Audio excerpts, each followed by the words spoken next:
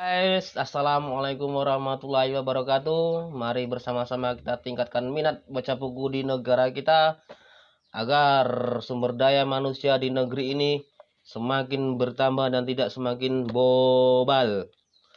Langsung saja, kali ini saya akan membacakan konsep periodisasi dalam ilmu sejarah dan juga konsep kronologi dalam ilmu sejarah.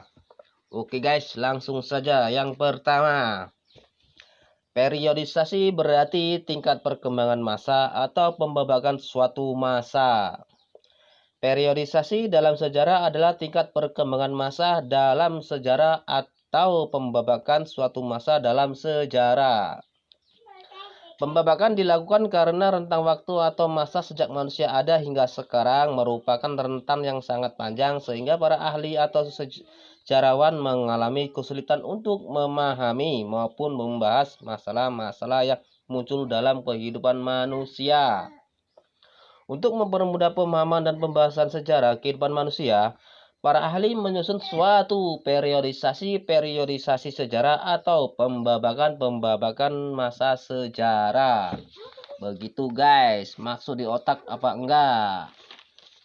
Lanjut ya. Periodisasi dalam sejarah dilakukan oleh masyarakat, bangsa atau negara di seluruh dunia. Periodisasi dalam sejarah ini juga dilakukan karena pada setiap periode sejarah terdapat rangkaian-rangkaian peristiwa atau kejadian dengan jumlah yang sangat banyak guys. Salah satu contohnya adalah periodisasi sejarah Eropa hingga sekarang. Untuk mempermudah pemahaman sejarah Eropa secara utuh, maka dilakukan pembabakan suatu periodisasi masa sejarah Eropa dengan fokus pembahasan masing-masing periode mempunyai ciri-ciri tersendiri. Sementara itu, periodisasi sejarah Indonesia tidak dapat disamakan dengan periodisasi sejarah Eropa. Walaupun di beberapa sisi ada yang memiliki kesamaan. Oleh karena itu, cobalah lihat dan pahami periodisasi tentang sejarah Indonesia hingga sekarang ini. Contoh-contoh periodisasi di masing-masing periodisasi tersebut masih dapat dikelompokkan dalam periodisasi yang lebih kecil lagi. Untuk lebih memahami mengenai hubungan sejarah dengan konsep-konsep periodisasi, kronologi, kronik, dan historiografi dapat dilihat pada video saya yang selanjutnya. Oke, kita langsung yang kedua yaitu tentang konsep kronologi dalam ilmu sejarah. Tadi yang pertama adalah konsep apa tadi yang pertama ya? Konsep periodisasi sudah saya bacakan.